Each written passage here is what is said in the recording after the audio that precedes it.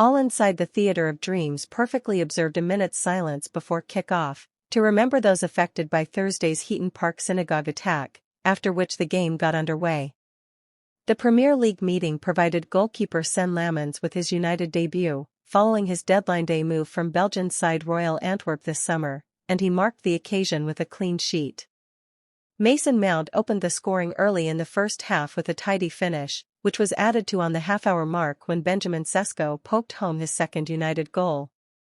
Those two efforts proved sufficient to land the Reds all 3 points in the Saturday afternoon clash, although both goalkeepers, Lammens and his Dutch counterpart Robin Roefs, made good saves at key moments. The visitors raced out of the blocks with all the vigor of a newly promoted side on a good run of form. They had lost just one of their first 6 games before this meeting, and they were buoyed by a vocal travelling support. They looked to have created an opening when Simon Adingra found Bertrand Traoré in the middle with less than 5 minutes gone, but the latter scuffed his shot, with Adingra later judged offside in any case. The bubbling atmosphere and rapid start could have rocked the Reds, but instead just 8 minutes were needed to dampen Sunderland's spirits.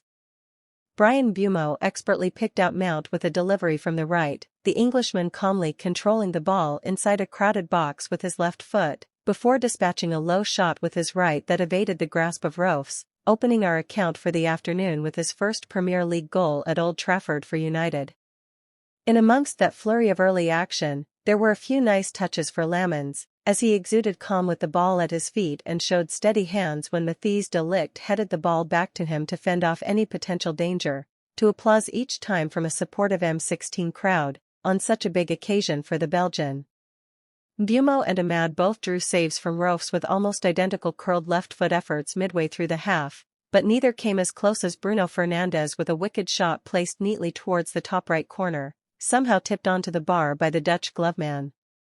Amad nodded the rebound back across goal, but it was just too far ahead of Mount for him to tap it into the empty net. The Reds didn't dwell on that missed opportunity for too long, however, making our relentless attacking pressure pay just past the half-hour mark. Diogo Dalot launched a throw-in towards the Black Cats box, which met the head of Nordi Mukiel first, but he could only direct it into the path of Sesko. The Slovenian didn't need a second invitation to tuck home his second United goal from close range, having notched his first a week earlier against Brentford. So dominant had Amorim's man been that Sunderland boss Regis Lubris felt it necessary to withdraw Adingra, and Bukayo Saka marked his 200th Premier League appearance in style by scoring in our victory against West Ham United, which took us to the top of the table after 7 matches.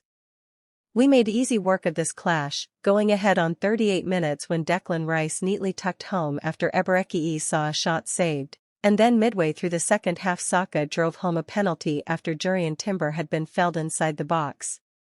That was enough to allow Mikel Arteta to enjoy his own landmark afternoon as he took charge of us for the 300th occasion, and as he toasts that this evening, he'll also be delighted that despite a tricky 7-game start, we're yet again amongst the league's leading pack.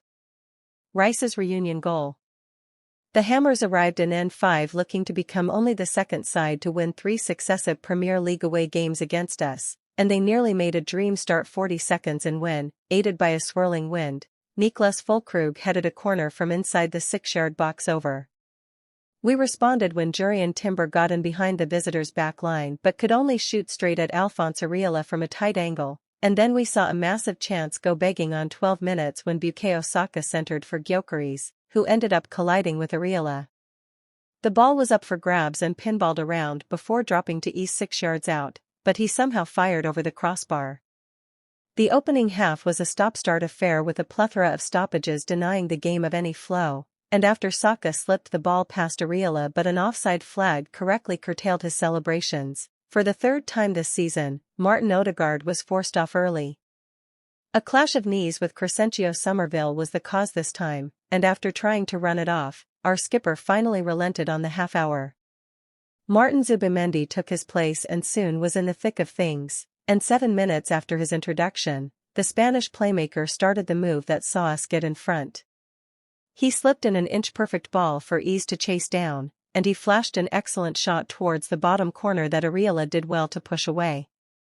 However, the ball fell into Rice's path, and his just before the halftime whistle blew, We were so close to going into the changing rooms with a 2-goal lead when Ricardo Calafiori took aim inside the D and thumped the post, but saw the ball strike the back of Areola and trickle towards the line, but West Ham managed to scramble it to safety and escape into the break still in touch. Having won all of their last 10 points on the road, the EastEnders were showcasing why they wouldn't be swatted aside, albeit without troubling David Raya at the other end. Another bitty, punctuated start to the second half saw them continue to hang in the contest, but that changed on 67 minutes when they fell further behind. Zubimendi clipped another fine pass into Timber, who was clumsily bundled into by El Hadji Malik Diouf, and we were awarded a penalty.